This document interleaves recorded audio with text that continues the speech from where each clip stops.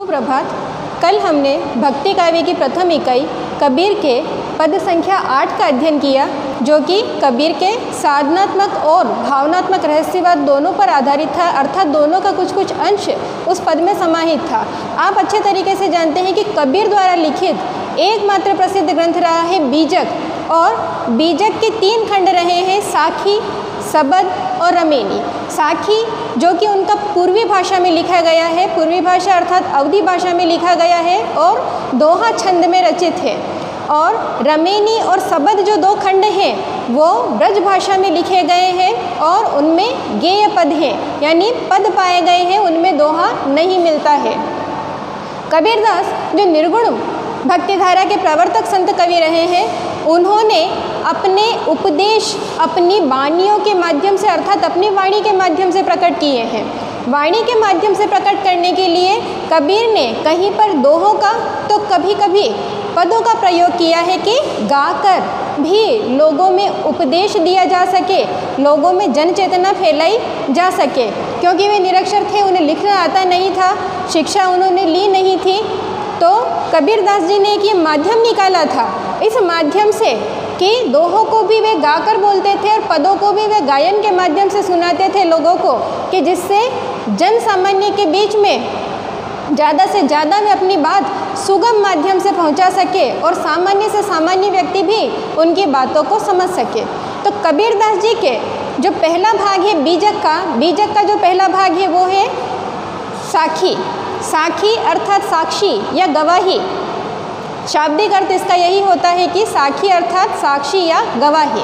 गवाही किस चीज़ की दे रहे हैं कबीरदास जी? कि उन्होंने जो जीवन में देखा, समाज में जो देखा कि किस प्रकार की स्थितियां हैं और किस प्रकार से लोगों को अवगत कराना चाहिए, ईश्वर भक्ति का मार्ग क्या होना चाहिए, ईश्वर की साधना कैसे होनी चाहिए, किस प्रकार से लोगों को धार्मिक आडंबरों से दूर रहना चाहिए, इन सब चीज़ों की गवाही कबीरदास जी ने दोहा छंद के माध्यम से आपके सामने आज जो प्रस्तुत है कि उसमें पद में जो साखी जो इनका जो पहला भाग रहा है बीजक का खंड, उस खंड में प्रस्तुत की। अब बीजक जो इनका जो लिखा गया, इनकी वाणियों को जो संग्रहित करने का जो काम किया था, लिपिबद्ध करके संग्रहित करने का काम इनके शिष्य धर्मदास जी ने सन 1521 में किया था।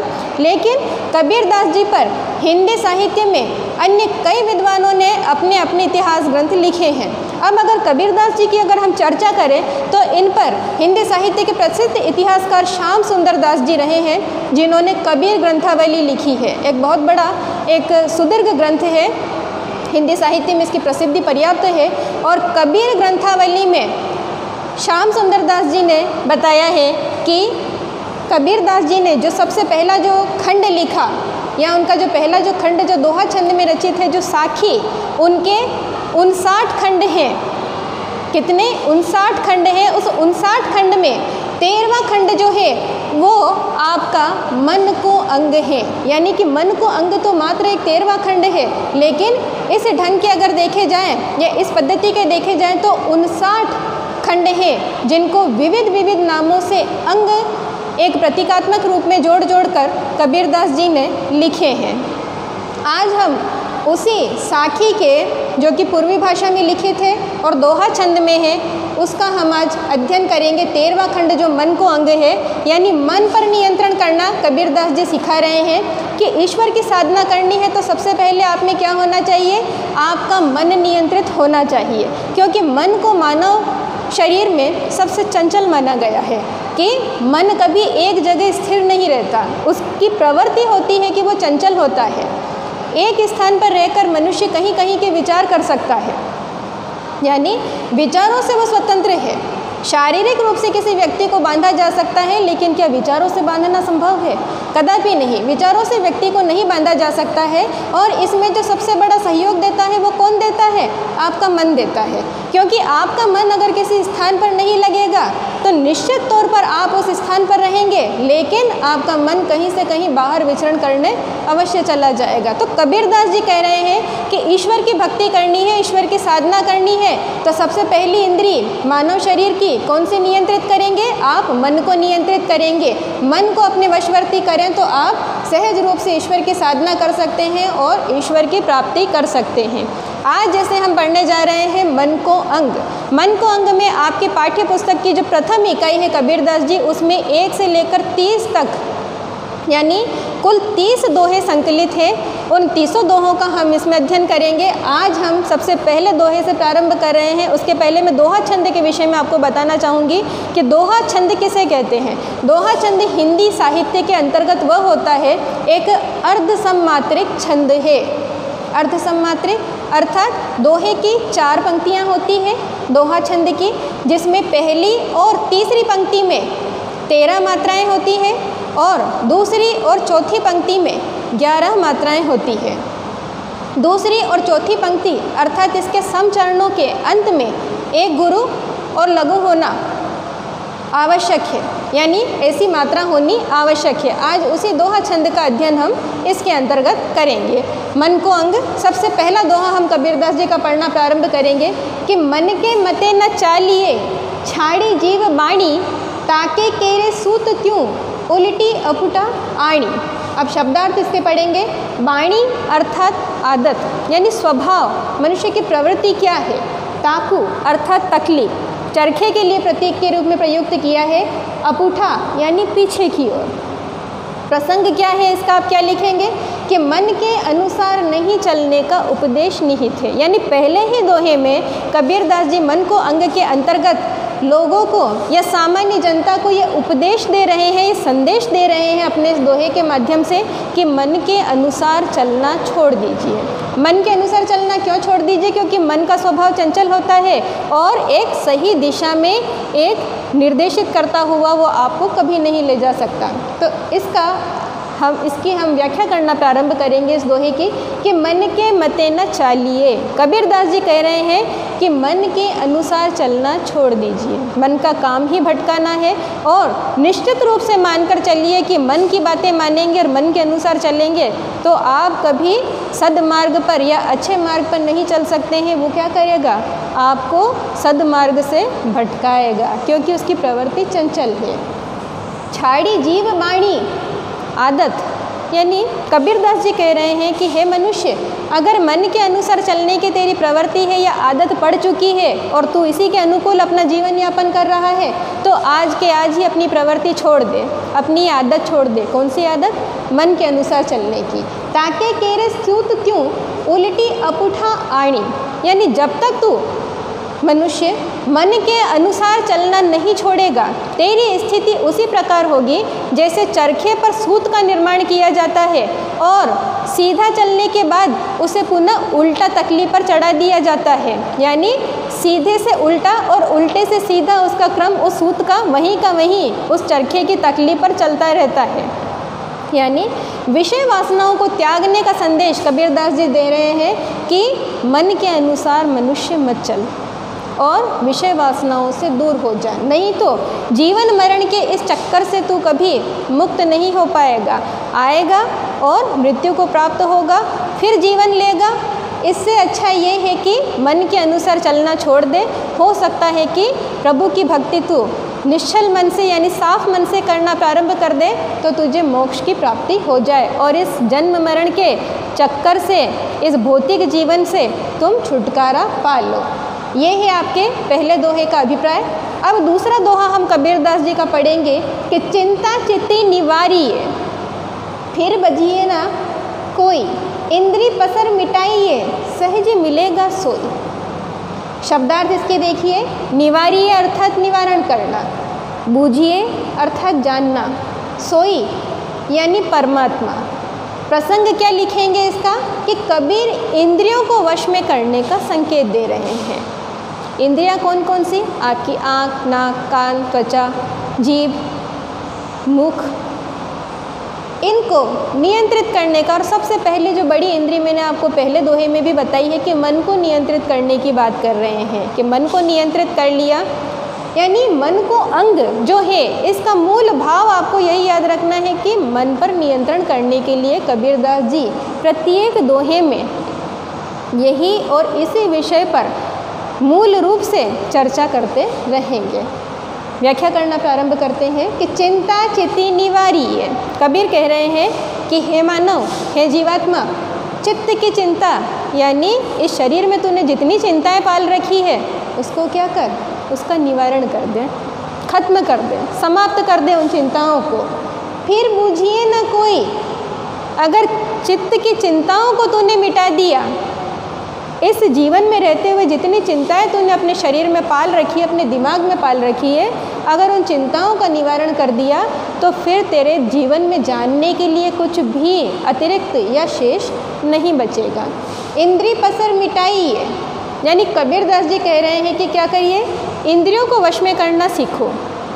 इंद्रियां जो आपको परमात्मा के मार्ग से ले जाने में भटकाती है, उन इंद्रियों को वश में करना मनुष्य सीख ले। अगर इसको वश में करना सीख लिया तो सहज ही मिलेगा सोई, सोई अर्थात परमात्मा, यानी सहज रूप से तुम्हें परमात्मा की प्राप्ति हो जाएगी। अगर परमात्मा की प्राप्ति करनी है तो कबीरदास जी कह रहे हैं कि चित्त से यानी शरीर से, मन से क्या करिए, चिंताओं को मिटा दीजिए और इंद्रियों को वश में करना सीख लीजिए। अब प्रस्तुत तीसरा दोहा जो आपके सामने है वो है कि आशा की ईंधन करो, मनसा करुणा विभूति, जोगी फेरी फिल करो, यो बिनवो वो सूती। शब्दार्थ इसके देखेंगे, आशा अर्थात आशा, मनसा अर्थात मन, विभूति अर्थात राख और सूती अर्थात सूत।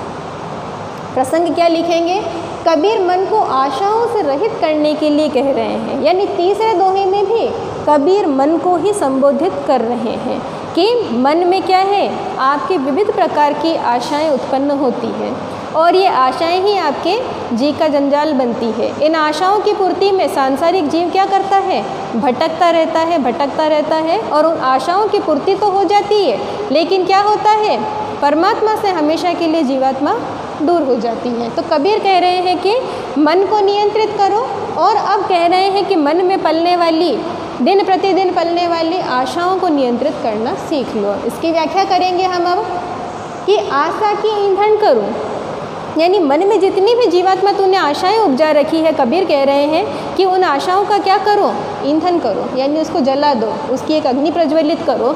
मनसा करुणा विभूति, और मन की क्या करूँ मैं, उसमें अपने मन को जला दूँ, कि आशाओं की तो अग्नि करूँ और उसमें क्या करूँ, अपने मन को जला दूँ जिसमें वो आशाएं उपस्थित है।